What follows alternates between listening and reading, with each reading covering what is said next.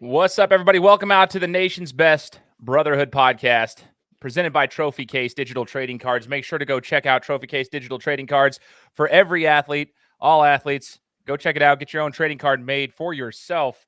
I think it's a huge thing what Trophy Case is doing. I think all athletes should be on this, taking advantage of this opportunity. And they've also gotten into the NFT space. So shout out to Trophy Case. Go give them a follow. We'll put their stuff here in the description. And here on the Nation's Best Brotherhood Podcast, we're interviewing different sports figures and getting to know them and then asking them the question about what brotherhood means to them. And today on the show, we're bringing on DeWayne Autrey, and we're going to learn a little bit about him, his journey, his football story specifically, and get to know what brotherhood means to him. So, DeWayne, I just want to first say thank you for joining the show and being willing to chat with us today. Yes, sir. Yes, sir. So with what you told me the other day was you're getting ready for camp right now. Can you elaborate a little bit about that and what you're getting ready for? Because you've been playing ball for quite a few years now. So what's the next thing in line for DeWayne Autrey? All right. So right now, basically, I'll be on the road tomorrow, headed to Kansas, Salina, Kansas. This will be year 10 for me. Basically, going down there to reboot, restamp my name. That's where I started my career at. My first 3 years as professional, and then basically ventured off and made a name for myself through the league and basically anywhere I went. Won a championship this past year back home in Texas with North Texas Bulls. So basically, with my career going, I'm about to reach a milestone of my 50th career. So I just basically thought it would only be right, to go back to where I started at and, do that back there, along with being in a position after winning my first championship and two more in the same year. Kind of, know what it takes and ins and outs, and just want to bring that back to the city of Salina. And help them, just bring that championship back there. It's interesting. People will ask DeWayne, they'll talk about football. Well, at different levels, especially at the arena level, they'll say, "Oh, well, that's not the top level of football." And I disagree wholeheartedly. I've been heavily involved with some of the indoor professional leagues, even here in Idaho. I'm like, nah, dude, it's hard to win at any level. It's hard to win at any level, especially at the professional level, because this is after collegiate athletics. And so you obviously know how to win. You just talked about it right there. You're bringing that veteran leadership. You're bringing that mentality there so that you can help build that winning culture. But I'd like to know from you and the listeners that are out here, talk to us about that. Like, what does it take to win? Because if it was so easy to win and those quote unquote arena leagues were so like not professional, they're so easy, then everybody would be winning, but they're not. So talk to us what it takes to win, because you obviously understand what it's like to be a winner. Basically locking in on and off the field, being mentally prepared for a lot of the challenges and obstacles that you're going to face. And that's on a day-to-day basis. You're going to go through these storms month to month, prior to the season. That's going to literally prepare you for certain things that you're going to go through during the season. It's just going to be a matter of how you go about them. And then once you transition them to the field, because definitely a lot of people, you're putting in work, those months, 5, 6, 7 months prior to season, to a 5, 6 month season, basically. So you're already physically fit, but then those mental challenges, obstacles that you'll face in the season, maybe like a hiccup of an injury. Well, if you, train to an extent, to withstand injury, your body will basically, be ready for injury come season and during season, along with, if you're challenging yourself mentally throughout your off season with a lot of things and overcoming those obstacles, it'll help you during season, overcome those same obstacles that you'll be facing, not knowing that that's what you were preparing yourself for. As far as communication with your team on and off the field, that's going to go a long way. And that's where that brotherhood thing comes into effect. If you have a teammate that you can look aside yourself, or across field, knowing like, man, we spend so much time, in the playbook, watching film, or just out training, just, getting a connection, whether that's backpedaling and breaking, as far as DBs, doing the 2-on-3s, talking and communicating about certain routes that's coming to you, or being on offense, having that QB and tailback and receiver connection, just knowing, right out of your break, the ball is coming and certain things like that. But it takes a lot of that, and without that, you're not going to have, just that you're not going to be able to come at the end of the season and have that championship uh, parade that most and I say most, but few have been able to celebrate, because it took me 9 years. Like, this would be year 10 this year, but it took me 9 years to go through certain things, get to a championship, not win, get to the playoffs, and then get knocked out, but still, being on top and having accolades. And I always told myself that didn't mean anything if I never won a ring. And so now, after winning, like, I feel like I'm at my prime now, whether, and that's on and off the field, knowing the training that it takes, reading and certain things, locking in to the mental part of the game that most forget. And then even, just being in the position to give that back to the youth, that's helped me out a lot, because knowing certain ways that I train, if I can give that back to them and see their transition to the field, I know, like, the training that I'm doing is definitely going to transition with all the years that I put in, and all the technology that they have now is like, I'm just advancing with it. So, Oh, I like that. All the technology you're advancing with it. I love that phrase. So it's true. If you utilize that to your advantage, like it's awesome. You can go along with it. It's mm, interesting you said that though. There's a lot of guys in professional sports who never win a championship. I mean, you could even look at the NBA. Look at teams, guys like John Stockton, Karl Malone, the dudes in that era never won a championship. They were super good. So it's not easy to win a championship. Sometimes it takes years and years and years. And it's cool to see that you actually have. You can say that. You can pass that down, stories to come for kids and grandchildren, whatever may happen in your life, right? You can pass that down and say, hey, I'm a champion and I know how to be one. And you might continue to win rings moving forward because you learn along the way. In the game of arena football or indoor football, it's a shortened field, right? And I've gained a huge respect for this sport because I've been following it a lot more closely, especially here in Idaho with the Idaho Horsemen, and kind of checking out, just mm, being there involved on the field and covering it from a media perspective.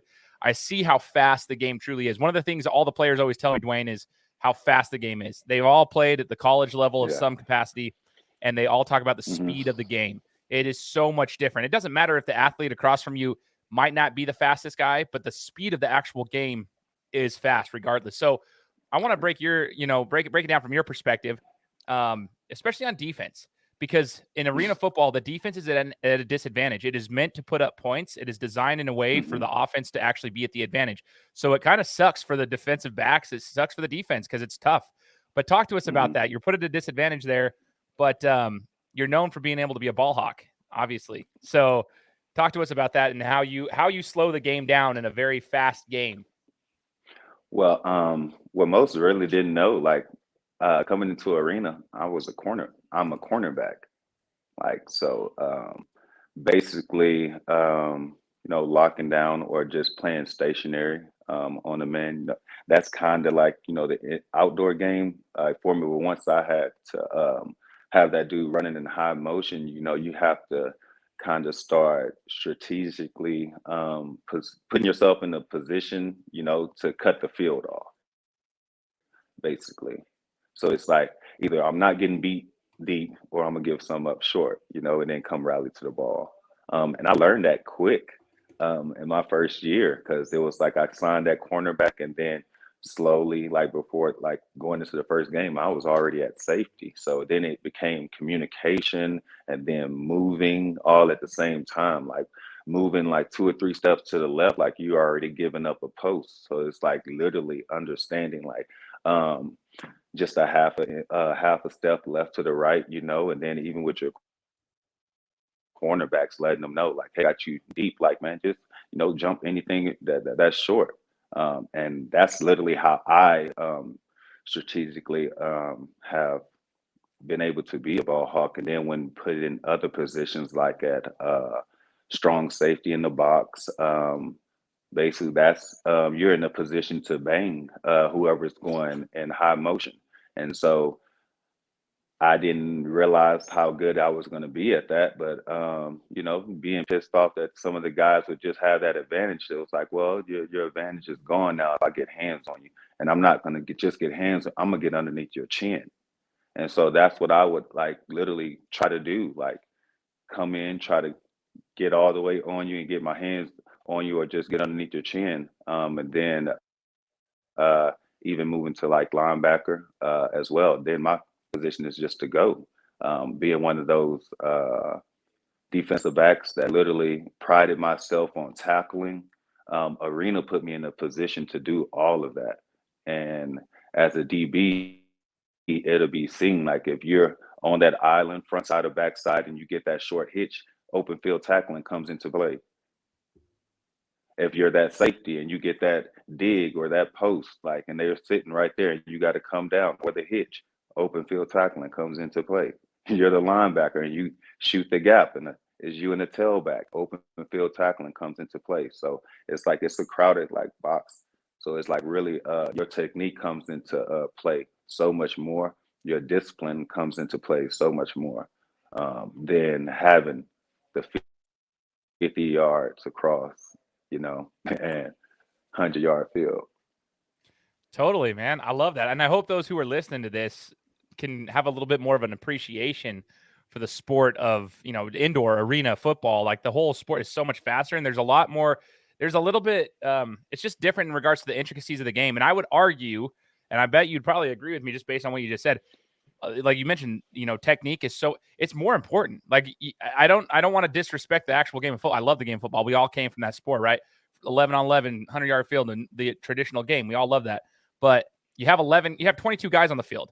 Okay. Like there's a lot more guys on the field. So yeah, the field's bigger, but you got a lot more guys on the field, and it's a little bit different in regards to the technique. I've watched these guys that I follow, including yourself. There's the intricacies of the game are more important. The details of the game are a little bit more important, in my opinion, because you got to be physical. You got to be able to tackle in the open field. You cannot be out of position. It's so fast in this game that you cannot be out of position. And like you said, a couple steps to the left or a half step to the left, it makes a difference. So you got to be able to, your IQ has to be on point. You know what I mean? Definitely, so I'm definitely. just glad that you said that. I'm glad that you broke that Mhm. down. Now, talking about you're going into year 10, obviously a lot of years under your belt with the sport. In your professional experience, DeWayne, what's your favorite memory? I just want to know about like your favorite memory, if you could break that down for us. Man, I guess like I'm so driven, like it hasn't happened yet. Oh, I dig that. Okay. Because it's like even after winning the championship last year, it was like no family was there, friends weren't there. When I looked across, you know, um, I always played, for my lost like loved ones, and prayed to them before every game. So it's like not having that support in that moment, it was nothing to me. Like literally people seeing me, like I didn't go celebrate nothing. Like I literally was ready to get back on the road and like go play again. Like feel like no, I deserve like, the camaraderie, the friendship, the bond, like the fans, because it's like I do this for them. So to not like look across and them to be there, like no, I still got something to do. And so like the moment that I don't know, I kind of put myself in the position to go back to Salina, like it was already set in stone. It was already set in stone for me, honestly, because I was basically blackballed from the league, and then went and won a championship in another league. So it's like to come back, and now it's like I'm coming back home, and a vet and more mature, um, wiser in so many ways. It's like it's destined right now. So it's like it's a peaceful like uh, feeling, but also like the the lock on the cage is rattling. So I dig it. I just dig rest. it, man. I Mhm. love it. I love that you're so driven that you haven't had your best memory. I dig that a ton, actually. And it sounds like, when you won the championship, your first one, like, you deserve that. You earned that. You knew that was coming. It's almost like you expected that. You're like, okay, that's what we've been working for, but it's Mhm. time to get back to business. I need to do it somewhere else now. And it's coming full circle, which is awesome to hear. I love that response. Now, I would also like to know, maybe, do you have a favorite field or a favorite arena that you've played in? Because across the United States, arena football at all levels, every tier, they play them. I've been in some rinky dink arenas, like nasty, like Yeah. all like, I mean, it's a fairgrounds and the field's all folded up. And I've been in really nice arenas that look super dope. So I'm just curious, what's your favorite arena that you've played in your 10 years that you've been competing at the professional level? Man, it's been some places. It's been some spots. Uh, I would say our old arena, Texas Revs. Like I think it was the Dr. Pepper Stadium. I think it was like one of those stadiums. That was one of my favorite stadiums, and I think the one that they had in Allen, like that was it. It was crazy. They have the new one in Frisco now. Um, yeah, so I've been like those Texas state arena stadiums have been nice to play in. Haven't had the chance to go out there to the arena stadiums, but I've seen that they were real nice. Honestly, the arena stadiums out there in Arizona, they were pretty nice. Um, hmm. Um, Sioux City, they had a nice arena out there in Iowa. Just the whole camaraderie. The field that the stadium that we had there in Salina, just be like not just a big stadium, but then the fan base, like that's what made it Yeah. like real nice about the arena to me. Because I really like the fans. The turf, like at times, like everybody turf it just depends. Like turf just Yeah. depends. So I always have my different cliques depending on the turf, but it's really the fans to me because it's like I really don't care about a stadium. Like honestly, like coming from Texas, where I played in nice stadiums, but I never played in like the big stadiums and stuff like that. So I never cared for it. But it's Yeah. like once the fans like just getting involved with the fans, like that's what makes it like real nice to me. Like the stadiums, like the fan support. I dig that. So to piggyback off of that, I was going to actually mention that. So I'm glad you kind of naturally just went into that. The fan bases. The cool thing about a lot of these arena teams are the fact that, like, they're in smaller cities for the most part. Like some of them Mm-hmm. are in big cities, right? But typically they're smaller cities. So the community, I mean, some of them are hit or miss. But what I've Mm-hmm. experienced, even with the Idaho Horsemen in the American West Football League, like the American West Football Conference, like we have quite a few people that come to the games in our Idaho. And there's 12,000 seats. They probably get about 3,000 or 4,000 people per game, which is actually quite a bit. I mean, it fills out Mm-hmm. spaciously around. And I've been into stadiums where they didn't have anybody, but I go to Tri-Cities in Washington when we went to the championship game last year, and I was, their fan base, it's a little different setup, but I liked it because they have like tables on the outside where their VIPs can Mm-hmm. be there, and they have the bleachers on the other side, and it's in a fairground area, but they set it up to where all the fans are like right there, and they have a lot of community support. So was it Mm-hmm. Salina, or where was it that had the best fans in your opinion, in regards to like the support for the actual team? Um, Definitely. So I would say Salina, Sioux City, um, in Texas. Like, yeah, it was crazy. Yeah. I love that. One of my favorite things, though, DeWayne, is when, like, depending on the team, but most of them are really, it's cool. Even the opposing team, when they'd be at the Idaho Center, like watching the game, even the opposing team would stay on the field after the game because they had to all drive back home, Mm-hmm. anyway. So might as well chill for a little bit. Mm-hmm. And all the fans get to come onto the field and sign autographs, and the little kids are having a blast, like hanging out with the guys. And even the opposing team, they're like taking pictures with the kids and stuff. It's one of my favorite parts about the Mm-hmm. sport, to be quite frank. I think it's the coolest thing because they look up to you guys. They look up to the players that are out there. And Definitely. it's fun, and it's the entertainment factor. And then to be able to have those players communicate with them, that's something that you don't necessarily always get NFL level or anything like that, because it's more corporate made. It's different. This is like business, like yes, it's like business, like this, and that's a thing. So realizing that and really seeing that as a man, like as a person, as an athlete, and remembering those days, like, it was professionals, like, coming up as well, but like, where were you to help us or help me? Like, but not that you needed it. Like, we had things going on. We wanted to be outside, like type thing. So, seeing the kids and the generations now, it's like it don't take 2 seconds, like, to talk to you, have a conversation. It don't take 5 minutes, to respond to your DM. Um, it's something that I remember that, nobody did for me. And so it's like, I don't hesitate, at this point in my life, being that, it wasn't, a lot of combines that I got to go to, coming up, like being in a position like to go and like help kids at a combine. Like, I'm just like, I'm honored. So it's like anytime like I'm in a position to go do that, or somebody, hey DeWayne, would you like to? It's like, I'm like, you don't have to think twice to ask me. Like, I'm all for it, because I just remember like back coming up, nobody was doing it for me. So, and it's like, I didn't have to make it to the NFL to do this. Like, even when it comes to like,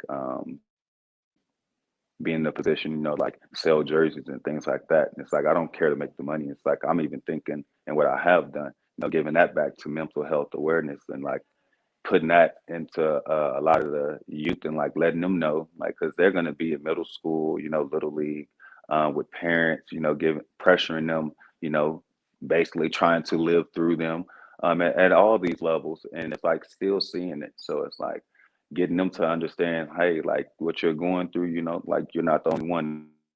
And it's like us as adults, and like them as professionals, them in the NFL, they don't speak on it. They kind of, private about it, but it's like, I'll let you know as a professional as well. Like, it does happen. And, it's like, pay attention to it. Like, take heed to it, own it basically. Because basically, if you don't, you'll be in a position where one mistake, once you get to high school, you'll never be able to play again. You get to college, you'll never be able to play again. As a professional, as a man, as an adult, one mistake on that professional level, you'll never be able to do it again. And everything that you work for, all the training, all the memories, all the trials and tribulations will basically be for nothing. So it's definitely something, I definitely don't hesitate on, letting them know, like, hey, it's real. So I love that, man. It definitely sounds like you're the people person. You have a bigger perspective on things, and I think that's awesome, which speaks to your character. So, the final question I got for you, DeWayne, on today's podcast is the question we ask everybody on the show, and that is about brotherhood. So, you've talked about it, about the camaraderie with your guys that you've played with, and I want to ask you, what does brotherhood mean to you? um, holding your brother, accountable, definitely. Um, and that's not just, just calling out flaws or anything like that, but, commend him on his rights, be in a position to tell him I love you, I'm proud of you, type thing. Um, not even just being a crutch for a brother, but, putting him in a position, to do better, and like being there to talk to him, and be understanding, for your brother. And basically, definitely being that shoulder, uh, on and off the field, throughout life, and not just to borrow from, but literally, converse with, make sure that their mental like is okay, their health, like family is okay, you know. Um, so some things, like that brotherhood definitely means to me. It's not the same as it used to. It don't have the same meaning as it used to, because like I had to, restruct, my thinking, and the understanding of it. Um, and knowing like what I used to know of a brother isn't the same, like as a man, like what I hold a brother like to now. And it doesn't have to be, like your flesh and blood. Like, sometimes it's going to be some people that's going to love you, hold you down, more than your own, brother or family. And like that's true brotherhood to me, like honestly. I love it, man. And I appreciate the interview. And I want to make sure all the listeners can find you, DeWayne. So where can we follow you at? Is there an Instagram page? Is there any other location that we can follow your journey as you go into season 10? Definitely. So Facebook, just regular DeWayne Autrey II. Instagram, D Autrey official, and then Twitter, I believe it's hybrid, DB Autrey. Okay. On Twitter, how do you spell that real quick so I can make sure I'm posting it right here so I can take note of that? That's HYBRID. And I think it's underscore Autrey, AUTREY. Gotcha. Ballhawk 5 right here. Gotcha. Yes, sir. Let's get it. Okay, so we'll put that here in the description, DeWayne, so people can follow your journey. We're excited for you, man. But I want to say thanks once again for joining us and taking the time to share your story. And for the listeners out there, make sure you go to Trophy Case and go check out their stuff. Sign up for a digital trading card. Get yourself on a digital trading card. Get that out to everybody. It's for every athlete. We appreciate them being the presenting sponsor of the podcast. And we'll be talking to you guys next time. Take care. All right. Yes, sir. Yes, sir.